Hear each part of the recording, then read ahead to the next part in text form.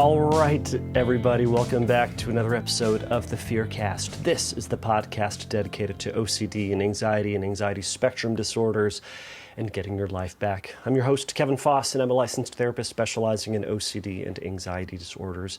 And thank you all so much for joining me for today's episode.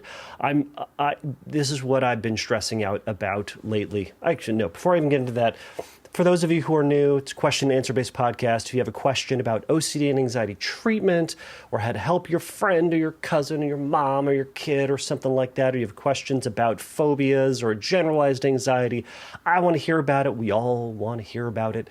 Send me a question over at fearcastpodcast.com. You can send me an audio question, which bumps to the top of the list of questions, and you can do that over at Fearcast Podcast by sending me the link to a recorded message. You can email me the audio to questions at fearcastpodcast.com. You can send it over at Instagram. I'm Fearcast Podcast over there. I'm not as active as I should be. I really should be up there more often, but there's a lot of people up there, and I should myself.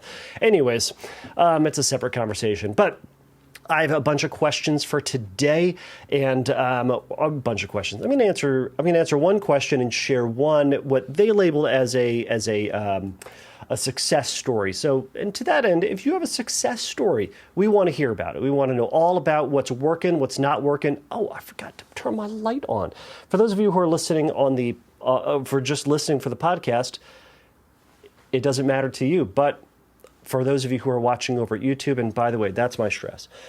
For those of you who have known, I'm trying to put this up on Instagram. I'm trying to put this up on YouTube more often. If people want the visual component to it as well, you can go check me out over at YouTube at Fearcast Podcast at the YouTubes. My recording system just doesn't work. It is so stressful. I've read the things. I've tried to do the software. I've done all the updates. I'm hoping it's going to work. You don't even know the array of cameras. I'm recording with 3 cameras just because I want it to work, and I'm hoping it works today. So we'll see how it goes. Anyways, let's stop wasting time. Let's get to it. So the first one, the success story comes from Eden. So Eden messaged me and wanted to share a little bit about their experience with Casadastraphobia. Now, for those of you who have never heard that term before, that is a phobia, and it can be a little varied in the experience of what it really means. So for some folks, it can be a fear about being in wide open spaces. For some people, it can be this fear of getting sucked up into the sky. For some people, it can be a fear of kind of looking up and developing this just really unwanted, uncomfortable physical sensation. It can be experienced in a lot of different ways. And the Casadastraphobia community has, it varies. I did a episode somewhere in the middle of the plague. I did a Phobia Friday series, and I covered Casadastraphobia on that. So I assume that's where this is coming from. But if you'd want to know more about that phobia, go check out that episode. Just Google Phobia Friday. Friday is spelled with a PH because phobia. Anyways, you get the idea. So go check it out. If you can successfully spell Casadastraphobia the first time, good on you. All right, so here's what Eden has to say. So Eden says, when it comes to Casadastraphobia, I tend to experience this in the car and couldn't find a name or meaning. When I drive on an 8-lane highway at night and am more dissociated than day. It's that day. Anyways, I'll edit this. Than day, and am overstimulated. I feel like I'm just gonna get sucked back and up. My OCD tends to kick in on drives. My desire to discover things, my impulse to pull up at random places and houses, my dissection and analyzation of a conversation I had at work. It's like a replay. That's why I hate traffic, because it feels like whatever progress I've made on the road is going to get absorbed, and then I get claustrophobic and being sandwiched between them. I often look up because I love the sky, and sometimes it feels like I'm getting closer to it on a pillar. However, I'm not afraid of it while driving. He says, I don't know, just found it interesting and thought I'd comment.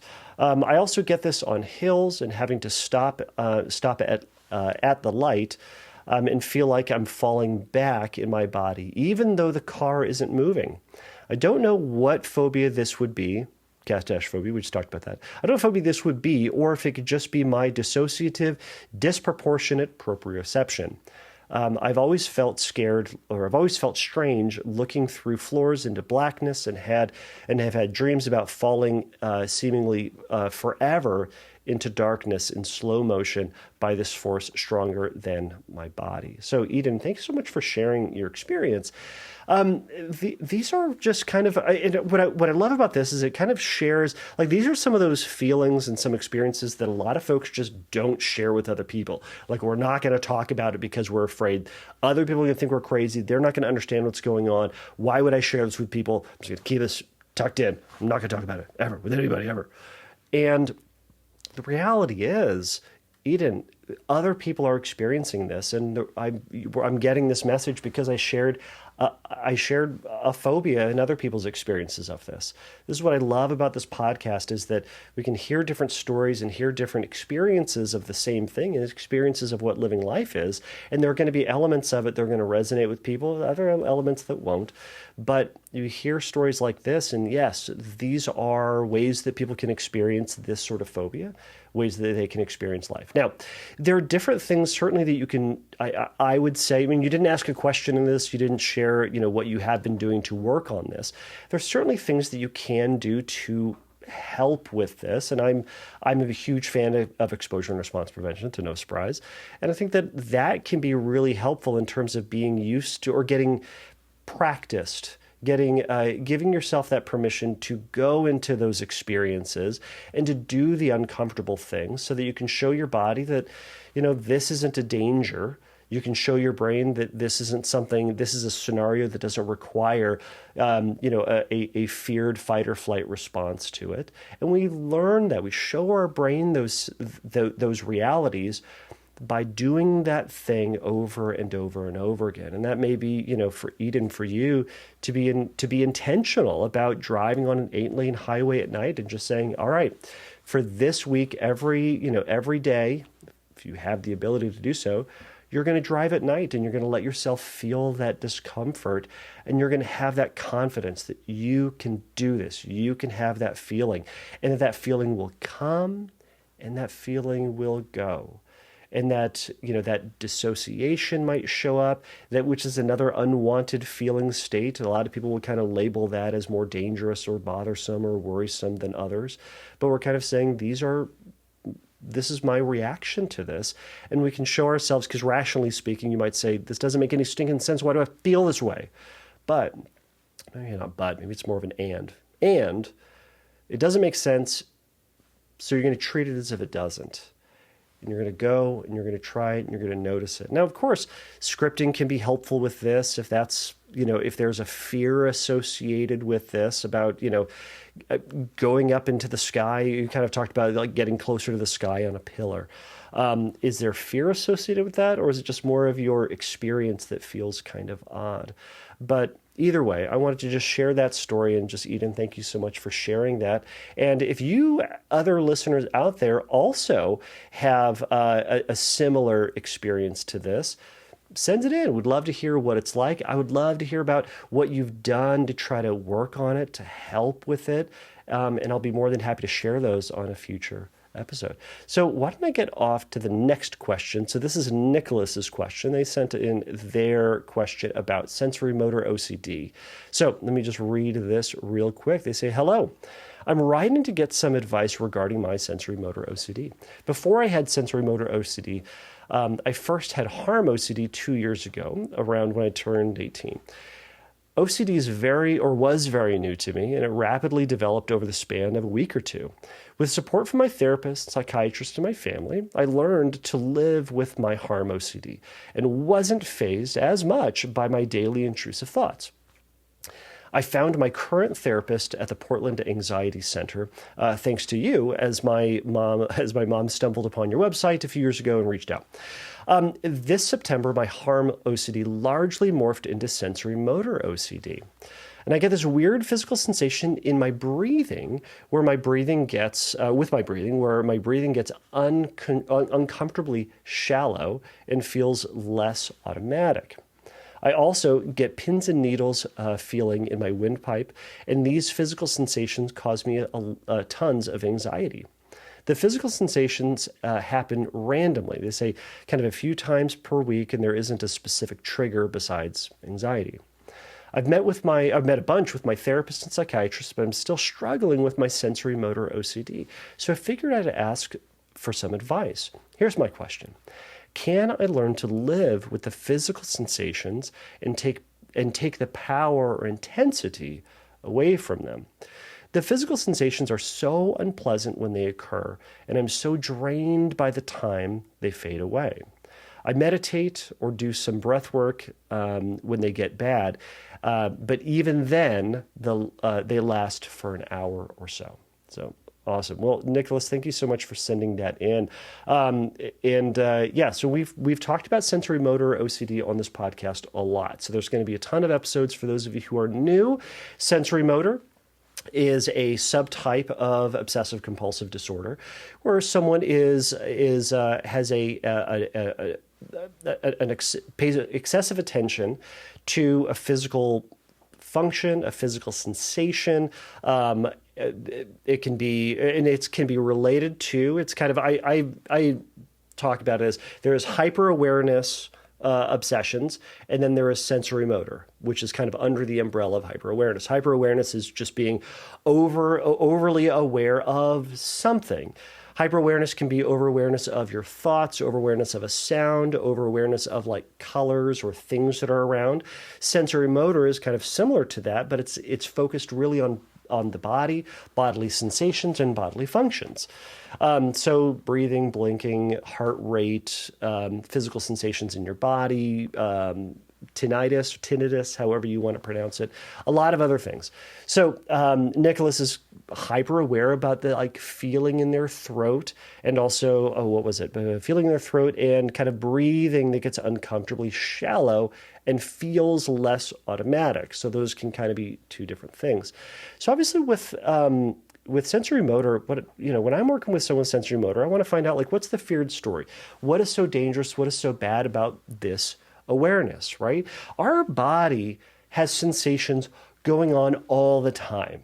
Our brain just doesn't focus on every little thing all the time because it's got other things to do, other sensations, and it would be just simply overwhelming to be aware of everything that's happening all the time. Sometimes our brain is going to, suddenly notice that like itch on the back of our head, or that like feeling on the side of your mouth, or like all of a sudden your like ankle itches for no stinking reason. And there are going to be other times, and for other folks with different subtypes of OCD, where it's going to hyper focus on different parts of the body, right? Groinal sensations is a really, is a great example of this, is that folks will be hyper aware of the sensations in their groin. Oftentimes that's going to be associated with more of the taboo subject. So sexual orientation OCD, POCD, that sort of stuff. And about like, well, I feel this sensation in my groin. Well, what does that sensation mean, right? This is where you're using your analytical mindset and not your observational mindset. Observational mindset just simply notices that sensation is happening. The analytical mindset says, why? Why is it happening? What does it mean for me? What does it say about me? What's going to happen? How do I get rid of it? Should I get rid of it? Is it bad? Is it good, right? It asks all those questions. Now, with those sensations, now, by the way, as I mentioned your groin, I'm wondering if listeners out there are now aware of their groin and the sensation. Now, by the way, that sensation was happening before. It's going to come and it's going to go, but we have sensations everywhere. If you think about your scalp, you might notice sensations there. If you think about your feet, you'll probably now start to notice some sensations there that weren't part of your awareness before, but now they are because you turned your attention towards them. We could do this with every other part of your body. With hyper-awareness and sensorimotor, these sensations and kind of a cluster of sensations or functions, etc., become more of a focus, become overwhelming, right? They become an obsession. Sometimes the story for this fear is, well, what if this never goes away? Then what? What if I have this sensation and it's going to distract me from work and from school and from relationships, and I'm never going to be present because I'm constantly focused on this thing? What if I'm never going to be back to normal, right? And all of that can be very scary, and existentially, I suppose it is, but the reality is that it goes away and it comes back and it goes away and it comes back. And we're likely to be experiencing it more when we are paying more attention to it. It's kind of like, I kind of think about it as the more you're focusing on it, the more you're trying to get rid of it, the more you're essentially just pressing the refresh button on it and ensuring that you are noticing it, ensuring that you are thinking about it, because you're thinking about it. And even when you're trying to then get rid of something or get rid of a sensation or an awareness, that can even make it worse, because now you're hyper-focusing on something that you know that you hate and you want to try to crush it, but you're just holding it right here, right in front of your face the whole time, and you're wondering why it's not going away. All right.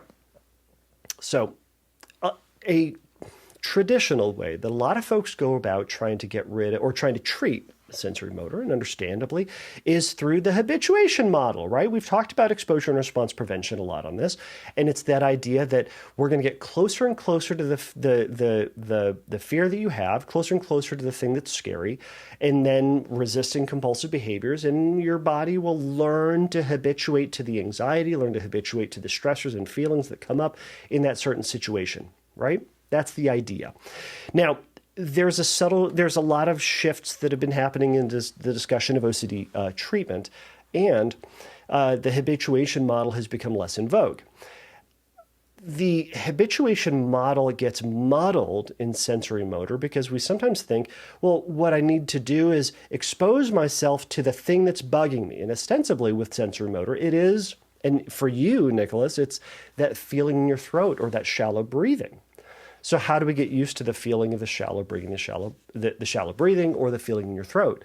Well, you are noticing it. You are feeling it.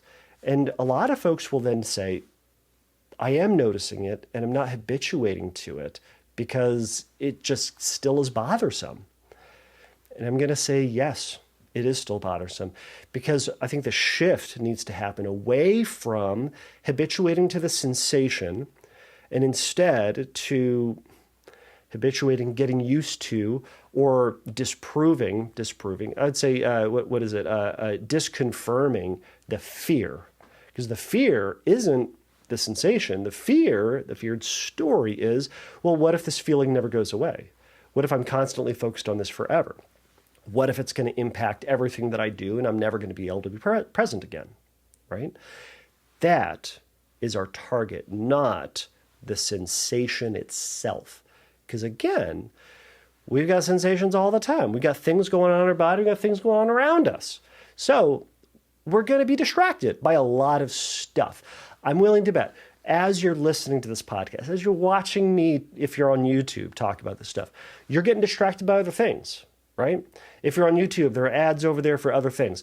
If you are driving, you got other things that you're seeing and noticing. If you're at the gym, you got other people. You're looking at that person who's wearing that thing. Why are they wearing that? They should be wearing more, whatever it is, right? I don't know. Or they should not be wearing sweats in the middle of summer. I don't understand. I go to Disneyland and I see people on like 100-degree weather days, they're wearing sweatpants and a sweatshirt and like a beanie or something like that.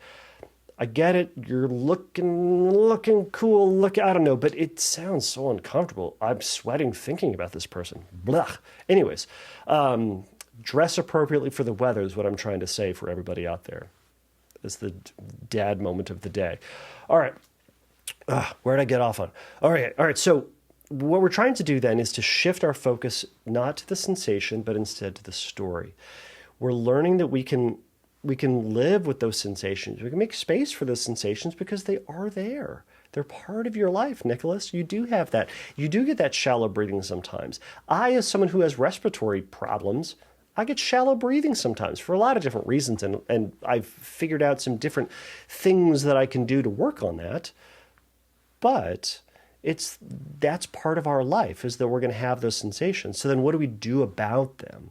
And that's where I wonder if that's where you're getting kind of tripped up on. You said, where is it? The physical sensations are so unpleasant that when they occur, I am so drained by the time that they fade away. I'd ask, why are you so drained? What's so draining about it? When I hear that, when I read that, I assume it has something to do with the rumination and compulsive behavior, avoidance efforts, or other things that you're doing to try to eliminate the sensation itself, eliminate the focus on it, or trying to just balance all this and live your life and be present with that person you're talking to and have this feeling, and that can be all exhausting.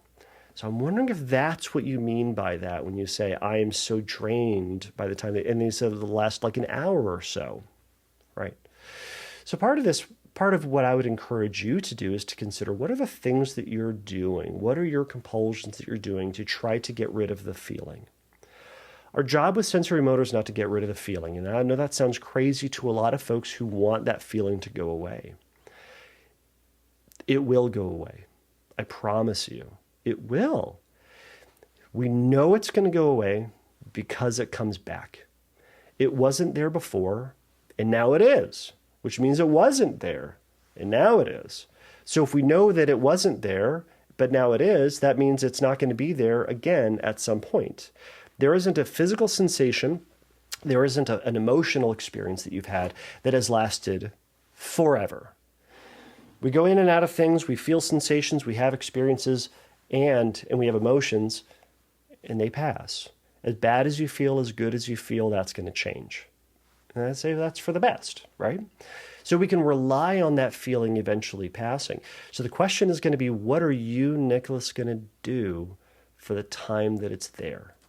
Do you want to make that entire time, that hour, about that sensation? Do you want to say, for this hour, I'm going to fight with it. I'm going to put everything on pause. I'm going to turn my attention towards the feeling, and I'm going to try to eliminate it. I'm going to try to rationalize it and make it make sense. I'm going to try to convince myself to stop feeling it. I'm going to try to remind myself or remind myself of a time that I didn't feel it to try to bring on that feeling. I'm going to try to say a mantra to make that feeling pass. And there could be a bajillion other things that you might do. But what you're ultimately doing is you're still saying, I'm going to focus on this, and this is going to be my life right now. I don't think that's what you want to do. Because also what you're doing is you're showing your brain that this is something that I like to focus on, right? This is a big deal to me. I enjoy this. This is something that I like to turn my attention towards. I want to spend time on it. So your brain goes, gosh, I guess Nicholas really likes this thought or likes the feeling. I don't know, let's give him more of it. Let's turn his attention more towards it. Let's remind him of when that feeling is there. So when we notice it even a little bit, we get to go, oh, Nicholas, hey, guess what?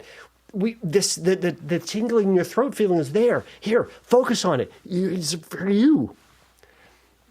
That's the way our big dumb brains work sometimes, right?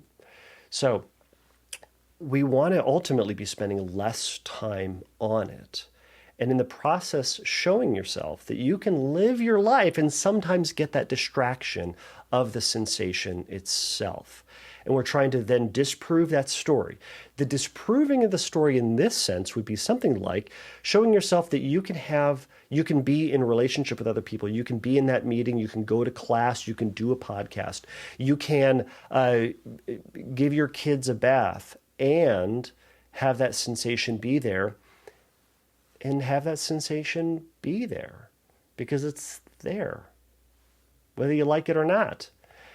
So the other things in your life will get your focus and your attention. So what I want you to catch then is when that feeling is there, what are you doing with it?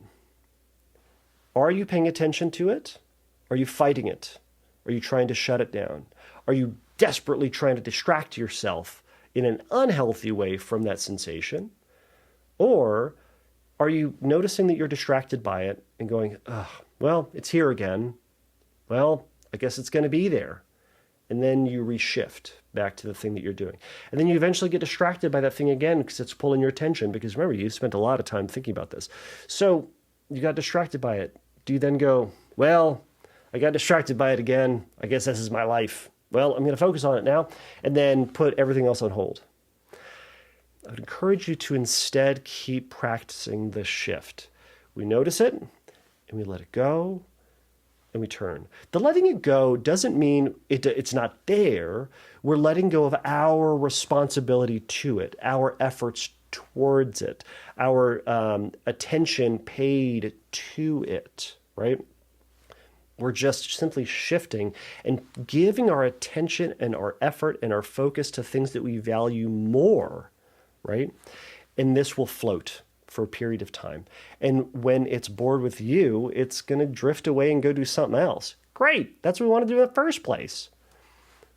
So that's the shift. And that shift is going to happen more than once, I promise you. We do this in regular old meetings. We do this while we're driving. We get distracted and we start thinking about something. We go, oh my gosh, I should focus on this thing, right? I brought up the example before. It's like when Christmas time comes up, I'm going to be thinking a lot about what I can get people because I enjoy doing that. So I'm going to drift off into that sometimes. But sometimes it's inappropriate for me to do that, meaning it's unhelpful for me to do that. If I'm in a session with somebody, I shouldn't be thinking about, it's unhelpful for me to be thinking about what I'm going to get my kids for Christmas. Instead, I go, oh, that would be a good idea. But you know what? I'm talking to this person right now. I need to focus on that. And then my brain goes, yeah, but what about this other thing? I go, we're going to put that on hold for now. I got this person to talk to, and I'm going to do that right now. And that shift happens more than once, right? And what you then show yourself is that you can be present in that you're going to be also distracted. Presence is not an on or an off thing. Enjoyment of life is not an on or an off thing. It's a mixture of connection and distraction, and connection and distraction, and joy and distraction, and joy and frustration, and joy and boredom, right? It's where are we focusing and how are we giving our attention towards it? Now, through that process, and furthermore in that process, you can also, certainly engage with scripting. That can be helpful if you need to. Not if you need to, but it can be helpful to write out this story about you never feeling present again. And it's going to feel uncomfortable. And good, that's the point. It's to write out this story and let yourself be in that story of I'm distracted, I'm not present, I'm tortured by this sensation forever. And the more that you read that story, the more you let your brain be in that story, the less it will have an impact on your life. And the more you practice having it be there in life without having to get rid of it or destroy it or answer to it or anything like that. Okay. So we're doing a lot. Now, there are a lot of other things that you can do. Now, you also said the main question that you had was, how can I learn to live with the physical sensations and to take the power and intensity away from them? Well, I've spent the majority of this time talking about how you can live with the sensations. But one of the ways to think about that is we live with the sensations the way we live with everything else that frustrates us in life. Everything else that we are angry at or disappointed with is we do the things that we can and that we stop doing things when we can't. I know that sounds simplistic, but we live alongside, we live in the existential knowledge that it exists, right? This silly example I give is like child trafficking. How do you and I all live with the reality of child trafficking? It's awful. There's no way to reasonably spin this. And by the way, if you're spending time going, actually, Kevin, I don't want to hear it. The answer is always no. It's never okay. It's never okay. I don't feel like I should have to say this, but somehow I feel like I have to say this. Anyways, we live with the reality that it exists, and it sucks. And I'm still going to work. And I'm going to go get pizza because it's Friday and it's movie night for us and the kids. That's what I'm doing. And I hate the reality that child trafficking exists. We all do this. For you, Nicholas, it's going to be the reality that this feeling, your brain sometimes focuses on this feeling, and sometimes you get that shortness of breath. And that sucks. Is it the same as child trafficking? Obviously not. For the person out there who's going, Kevin's making an equation, it's no, I'm not. These are all things that suck. And I'm sorry that you have to experience this. And it's that thing that sucks for you. And I have things that suck for me, and everyone else out there who have things that suck for them. So how do we learn to live alongside of it? Is that we make space for things that suck. And we say it's there. And we make peace with it by letting it be there, and by acknowledging that it is a feeling, it is a thought, it is a sensation, it is an experience that we don't like or love, but we're going to leave as part of it. And we live alongside of it by not making it the focus of our life, by not making it the most important thing in our life. What else is going to be the important thing for you, Nicholas? Make that the most important thing. In each of those moments, it's there, and we shift. And then you notice, are you fighting against it? Are you giving it attention and energy by fighting against it, by trying to suppress it? Meaning by trying to intentionally and effortfully shove it down? Are you trying to explain it away? Are you trying to do some sort of magic trick to make it go away? Because all of that is giving it attention. It's giving it that power and energy. Now, another thing that I think can be helpful, and this isn't the same as trying to habituate to the feeling, but we're trying to practice having the feeling without trying to get rid of it, explain it away, make it less. Instead, we're saying, this is going to be a feeling that's part of my life, so I'm going to treat it as something that can be part of my life. Now, what's coming to mind for me would be an interoceptive exposure, and this is an exposure to a physical sensation and experience, and practicing having it without engaging with compulsion to try to eliminate it, without trying to convince yourself that it's okay, and without doing it with the expectation that you won't feel it, okay? So some of these might be the practice of feeling dizzy. Sometimes we feel dizzy, particularly around, panic attacks or whatever it might be, and that can be a big triggering point for somebody. So there are interoceptive exposures for that, and we can do this. And John Abramowitz, I saw this. I was in a lecture from him at one IOCDF, and he did this and had everybody else do it. So I'm going to make everybody do it. So basically, you turn your head all the way to the left, and you go all the way to the right as far as you can. Don't go crazy and try to, crane your neck and hurt yourself. And you go back and you basically do that really fast. Do this, like this. If you're on YouTube, you can watch me. Oh my God, okay, I can't do it. But you do it like 30 times. I get so dizzy so fast. And you let yourself feel that. And you notice what it feels like. What does it feel like in your head? What does it feel like in your neck? What does it feel like everywhere else in your body? What thoughts or mental images pop up as that's happening? And you just notice that. And you notice also the intensity starts to subside as you just sit there and observe. And then when it subsides down to a certain point, you do it again. So for you, Nicholas, it might be you're going to intentionally get that pins and needles. And I don't know exactly how to get that for you. Well, what was coming up for me was kind of like taking if you have a massage gun or something like that, or if you have one of those silly razors from back in the day that you press the button and like shook because it was supposed to, I don't know, help you shave better. Y'all know what I'm talking about. Old people know what I'm talking. Point is, you put that on your neck and you just go like, all right, I'm going to get used to this feeling. Zzz, and it just kind of buzzes you, and it's going to feel weird, and it's good. Now, I don't know if that's going to activate that same feeling, if it's going to kind of feel similar or different. I would not advise you shove it down your windpipe so you can feel it inside you, but I hope you don't have to. I hope I don't have to say that, but I feel like I also have to say that. Anyways, again, so you can practice doing that. Think about other things that might activate that, right? So the shallow breathing, it might be like taking a belt and kind of like tightening it around your kind of rib cage to prevent yourself from getting a full breath. Don't go crazy and wrench it down so that you can't breathe. Make it so it feels like you have to take a shallow breath.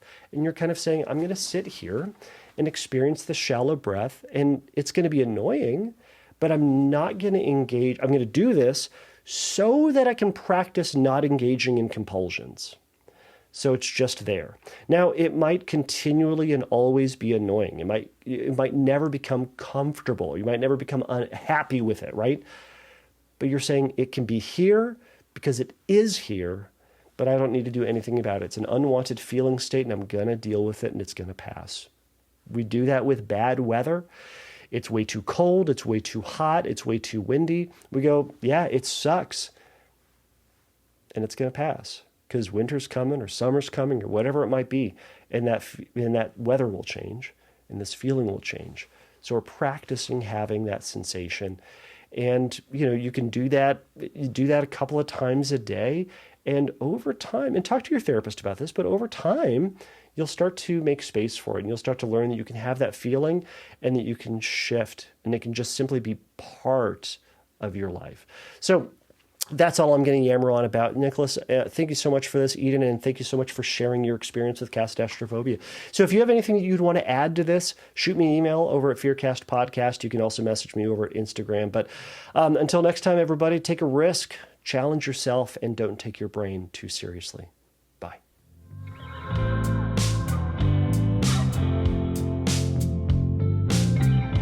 Thank you for listening to the Fearcast. If you would like your question answered on a future episode, please click on the Submit a Question link at fearcastpodcast.com. If you would like your question answered sooner, please send me a recording of your question to questions@fearcastpodcast.com or by sending me an audio message through Instagram by DMing me at fearcastpodcast on Instagram. If you like the Fearcast, please write a review on your podcast platform of choice. Please remember that the Fearcast is not a substitute for psychotherapy. If you need a little bit of help in your recovery, please go over to fearcastpodcast.com and click on the Find Help link, and there's going to be some information for you there. So until next time, take a risk, challenge yourself, and don't take your brain too seriously. Bye.